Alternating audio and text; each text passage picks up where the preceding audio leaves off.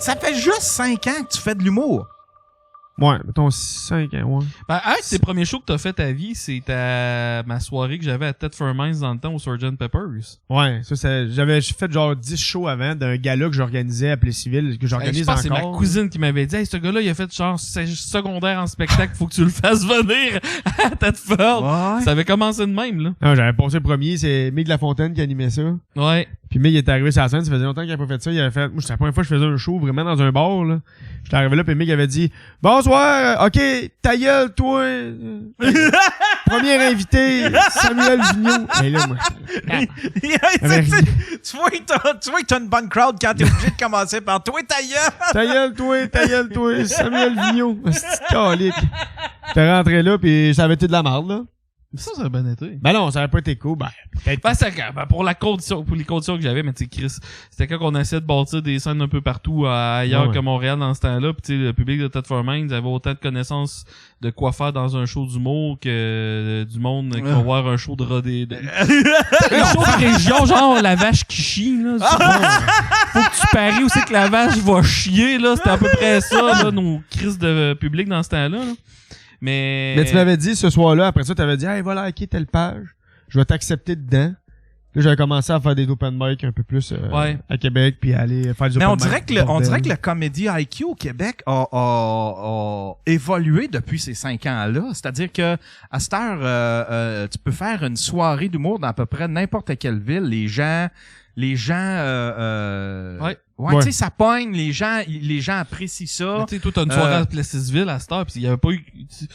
Ben, tu sais, t'as fait des choix à Plessisville, mais tu sais, juste là, tu sais, c'est une place que tu te dis, Chris, vont-tu avoir un comédie IQ, comme ça veut dire une intelligence humoristique, là, parce que ça m'est pas bon en anglais. Non, mais quand même, d'autres, ben, tu sais, moi, ça fait une couple d'années que j'organise des galas à Plessis, fait que le monde qui vient me voir souvent, ils ont déjà goûté un peu à l'humour, mais sont assez... Au début, j'avais peur de ça parce qu'on, tu sais, là, à cette heure, il y en a des soirées à Val-des-Sources, des soirées à Âme-Nord, à Grange-Perdue, une soirée à Plessisville, une soirée à Thetford qui va peut-être se bâtir, une soirée dans la Beauce. À Il y en a plein à Saint-Apollinaire. Québec. Jerry s'en va à Saint-Apollinaire. Saint-Apollinaire. Ce show-là, il m'a... Ah, c'est quoi le choix à Saint-Apollinaire? J'ai aucune hostie d'idée. Il m'a demandé, il dit, tu veux-tu faire un Moi 10 tout. minutes? J'ai oublié d'y répondre, mais oui, je vais y aller. Bon, moi, il m'a demandé d'y répondre, j'ai dit oui. C'est peut-être pas une soirée, c'est peut-être plus lui qui s'est organisé, qui a On va décidé. arriver là, pis on va se faire mettre une seringue dans le cou, pis on va se réveiller dans un bain avec de la glace dedans, là, avec une cicatrice sur le côté. C'est où la place? Tu sais-tu la... Saint-Apollinaire, c'est comme... Non, mais le bar, si tu On sait pas. John nous a juste dit, voulez-vous faire un choix à Saint-Apollinaire, puis moi, puis lui, on a dit oui comme un caf sans demander. Ok, excuse-moi, Fab, je posais juste la question. Il m'a répondu sec en estifie, hein. Je savais. On a peur, c'est ça Ouais. c'est ça qui arrive, on a peur, là. C'est quoi cette affaire-là? Comme même le pas- dessus, moi. J'ai même pas le cardio de me lever pour te crisser une volée. Ouais, fait on que- va, moi pis Faf, on va se retrouver attachés à un arbre, pis ils vont nous faire faire les bruits de cochon. Moi, faire Puis là, un bruit de fait que là, cochon. fait que là, pour en revenir à Sam, t'as une soirée d'humour à Plessisville. Ouais.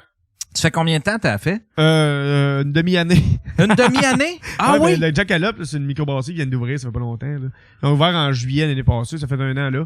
Puis nous autres, après la pandémie, ben, après cette vague-là qu'il y a eu cet hiver, on a commencé, je pense, en février. Février, mars, avril, ou même mars, avril, mai. On a fait juste 3. Vous en avez juste 3 fois. Celle qu'on est allé avec Mike, c'était Ouais. laquelle? C'était la première? C'était la deuxième. La deuxième? Ouais. Hey, Ouais, ouais. Ça, c'était tellement cool. On fait un podcast, Mike, il dit, ça vous tente, on peut faire un podcast dans ton studio avec Jer pis tout ça. Et c'était-tu une vague? C'était pourquoi? C'était comme, je me souviens plus c'était pourquoi que, mais en tout cas, je pense que Mike, il avait pas son studio, en tout cas, il avait demandé pour faire un podcast site. Puis après ça, ben, Jer, lui, il était booké sur ce soirée-là. Puis là, Jer me demande, il dit, tu veux-tu? Il dit que j'ai demande si tu voudrais pas embarquer. Ben, je dis, c'est correct. Puis là, ben, quand Mike est venu faire le podcast, on a dit à Mike, hey, si jamais ça te tente de te pratiquer. De la pratiquer. Tu sais, si jamais ça te tente de te faire la main puis de te pratiquer un peu puis de devenir bon comme nous autres. Ça te tente-tu de venir, en soirée à Plessis? Puis il a fait comme, ben oui, Stifi. Tu sais, c'était cool de vivre ça avec Mike, là. Tu sais, c'était comme si je vivais les vieilles années avec Mike, là, tu sais, qui fait une petite soirée. Le pire, ce soir-là, parce que moi, j'étais même pas supposé être là non plus. J'étais là ce soir-là. Puis Sam m'avait comme demandé en dernière minute. Puis je débarqué là. Puis moi, quand j'étais embarqué sur le stage, moi, je passais direct avant Mike en plus. Ouais, t'es passé justement avant Mike, tu faisais 15 minutes. Puis là, genre, je suis monté sur le stage. Puis là, il y a du monde dans la foule qui était tout. Chris, fais de suite. J'étais tout, tabarnak que vous allez pogner 2 minutes dans 15 minutes. Mais parce que moi, c'est déjà, il y a quelqu'un qui a été malade dans cette semaine-là. Tu sais, c'était dans le temps qu'il y avait full COVID tout le temps. Ah oui, c'était la grosse vague d'Omicron, puis tout le monde... Là, le mardi, moi, c'est le samedi. Le mardi, je me fais écrire par la personne, peut pas être là. Je fais tabarnak. Là, j'écris à Jeff. Je dis, hey, t'as-tu quelqu'un qui pourrait faire ta première partie qui pourrait monter de Montréal? Puis c'est 150 balles, tu sais. Fait que là, je fais, OK, il demande à P.O. Forget. Je demande à P.O. Forget. P.O. Forget peut pas, il était déjà en show à Québec. Entre-temps, je demande à Faf. En même temps, il m'avait dit que toi, tu viendrais. On s'était vu à la soirée à Joliette, moi pis Jer. Il avait dit Yann, il viendrait faire un 10 si tu veux. J'avais dit pas de trouble. Je trouve Faf, il accepte. Je fais une sieste. En soirée, je me fais appeler par Jer qui me dit Hey Sam, t'as-tu booké le 15 minutes? Je fais ouais, j'ai booké Faf. Ah! Mais j'avais de quoi peut-être pour toi? Je fais OK, vas-y quand même. Il dit ben Mike quoi, il viendrait faire un 10. Je fais ah. Okay. Ah, j'ai dit, t'es sûr? OK, ouais, ça va peut-être être un gros show. Non, j'ai dit oui tout de suite, tabarnak. C'est ça, quand j'ai présenté Faf sur la scène, j'ai dit, il y en a qui sont fans de Sous-Écoute, ce gars-là, il est allé à Sous-Écoute, pis c'est un gars du coin, c'est un gars de campagne. Puis je parle de, mesdames, messieurs, Faf, et le monde était comme, wow, il y avait un gars qui tripait sous, mais lui, il savait pas que Mike Ward allait être là. Ah ouais. Il s'est levé debout pour applaudir Faf, tellement qu'il était content. Là, moi, je voyais ça, je me disais, asti, dans 15 minutes, je ramasse le crachoir puis je présente un Mike Ward. Lui, il perd connaissance, mais là, il s'est levé, moi, enthousiaste. Il s'est levé, mais il était de même. Il avait même. Il était juste vraiment impressionné. Il était starstruck. Puis il avait fait 30 minutes, Mike, tu sais, il avait donné 30 minutes de stock. Ah ouais. Ça avait été capoté, ça avait été un show de 2 heures et quelques. Mais toi, dans la foule de quelqu'un qui va voir un show d'humour à une microbrasserie de Plessisville, qui est crissement loin de Montréal, pis tout, là, pis Mike Ward débarque pas annoncé, là. Non, c'est ça. Minutes, là. Ouais, c'est ça. C'est la deuxième événement du Jackalope, tu comprends? Ah ouais, en plus. Le monde qui était là, pis ils ont fait, what the fuck, mais comment ça se fait, tu sais? C'est quasiment, tu sais, parce que, quand Mike Ward, tu sais, pour les gens de région, c'est un gars qui est inaccessible, tu sais.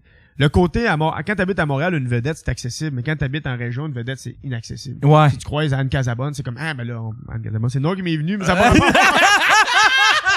Pas que j'étais un fan de pas fan de ça, mais c'est le nom. Toi, t'es un gros fan des zigotos, toi. Moi, j'écoutais Christian Macaroni du Garni pis il était là-dedans, là. Ça m'a fait penser à ça, là. Mais tu sais, mettons, tu croises une Marie-Lou Wolfe qui passe dans le coin.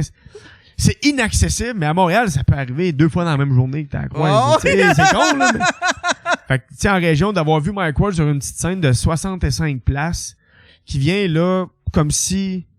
Puis il a donné tout pareil comme s'il était arrivé sur une scène qui avait 400 personnes. Il a donné le même show. C'était la... En plus, moi, c'était drôle parce que je savais pas que Mike Ward, je l'ai su à la dernière seconde que Mike Ward allait être là, pis j'ai descendu mes amis en plus, pis il y avait pas tant de place parce que c'est quand même assez petit, cette place-là, pis c'était over sold out. Fait que mes amis avaient presque pas le choix de se traîner backstage, fait qu'ils ont pu jaser avec Mike Ward pendant Ah oui, après, tout le monde prenait une bière, pis tout le monde s'est ramassé chaud, pis en plus, Mike, c'était cool, là, les propriétaires étaient là, Mike, lui, il a pris le temps de jaser à tout le monde. Oh, tout le monde. Il est parti, t'as comme passé 1h du matin. Puis je te jure, là, c'est pas... Il fait ça de façon authentique. C'est pas genre, OK, je vais passer 1 heure avec eux autres, ils vont être contents, ma job va être faite. Lui, là, c'est authentique. Il aime le monde, là. Tu sais, je pensais pas... Moi, j'ai tout le temps vu Mike comme... Je pensais que Mike, c'était un gars gêné, puis c'était un gars qui aimait ça être tout seul, puis fallait le laisser tout seul, puis que, tu sais, qu'il y avait son petit cercle à lui, ses amis, puis que, tu sais, c'était... En fait, compte, c'est tout le contraire. Je suis plus ça que lui. Lui, quand j'ai fait sa première partie en Abitibi, tu sais. Puis partout où ce qu'on allait là, il prenait une bière avec le diffuseur, avec tout le staff. Puis c'est lui qui traînait là. C'est genre, hey, j'en prendrais peut-être une autre. Puis là, il y a quelqu'un qui allait chercher une autre bière. Tu sais, il faisait pas ça. C'était pas pour. C'était pas parce qu'il sent obligé de le faire. C'est vraiment quelqu'un qui aime être avec du monde. Puis ça, ça peut être n'importe qui. Il aime ça, prendre une bière, puis le monde pouvait y poser n'importe quelle question. Fait que pour les gens, là, tu sais, mettons, t'es une placière. Oui, tu vois toutes les vedettes, mais prendre une bière pendant 2 heures avec Mike Ward après un show. Écoute, c'est extraordinaire, là, tu sais, là, c'est la grosse affaire pour ces personnes-là, là, tu sais, là. Puis lui, il fait ça de façon authentique de même. Il aime ça être avec le monde. J'ai une question pour toi, Sam. Parce que je me mets dans la peau du staff du bar qui t'engage pour organiser une soirée parce que tu sais t'animes, mais tu sais c'est toi qui fais le booking puis tout parce que c'est toi qui as tous les plugs en humour. Ils ont dû triper quand ils ont su que tu les emmenais Mike Ward dans un sens là parce... Ben c'est parce qu'en plus de ça, j'avais dit à un moment donné, j'avais lancé ça dans l'univers au boss, j'avais dit hey, ça serait cool à un moment donné que si on est capable, Mike Ward il habite à pas loin d'ici. On pourrait inviter du monde, puis à une soirée, puis on pourrait essayer de s'arranger pour peut-être que Mike Ward débarque, puis on lui donnerait un petit cachet, puis on l'annoncerait pas, tant qu'elle est pas loin. T'sais. J'avais lancé ça de même en niaisant au gars du Jack. J'ai dit, ça peut arriver que la soirée m'a amené Mike Ward. Je sais pas pourquoi que j'avais dit ça de même. Et la 2e édition, ça nous est apparu de même. On l'a pas cherché, ça, là. On l'a pas essayé d'avoir. C'est vraiment Jerry Allen qui a poussé, puis toi qui a fait un gag, puis ça a donné qu'il était là, puis qui est venu. Tout est une question de circonstances. Puis ça a été eux autres, les gars, quand je leur ai dit ça. Ils sont venus les yeux, ont tout préparé ça en bas, la grande table, dans la bière, dans la glace, tout était là, cibole. Ah ouais, hein? Là, ils voulaient avoir de la vodka, pis là, j'ai dit, apportez du Coke diète, ils ont apporté du Pepsi diète, mais là, on savait pas, ils aiment pas ça. Ah Parce que là, il y avait du 7-Up diète, heureusement, il a pris ça avec du 7-Up diète, c'était pareil, tu sais. OK. Mais, pis ce qui est drôle, c'est que Mike Ward, ce que je disais tantôt, c'est qu'il fait ça pour vraiment, parce qu'il aime ça, tu sais, pis à la fin, il a déjà dit dans son podcast à sous-écoute, hein, il a déjà dit que lui, il faut toujours que tout finisse avec un gag. Ouais. Tu sais, il aime ça quand ça finit toujours avec un rire. Ouais. Mais quand il est parti à la fin, c'est toi qui le conduisais. Là, il est sorti dehors. Puis il a dit comme ben à tout le monde, comme ben normalement, sans rire. Quand il est sorti, il est rentré après 2 minutes. Il est rentré à comme un peu à vitesse. Il s'est pogné une bière, il nous a regardé. Il a dit, il n'y a pas personne qui part sans sa bière de route ou quelque chose. Il a envoyé ça, il est parti. Fait que tout le monde a parti à rire. Ça a fini sur un rire. J'ai fait, asti, il est tellement brillant. Il avait comme pas le choix de revirer de bord, asti, pour venir faire un gag de bière de route.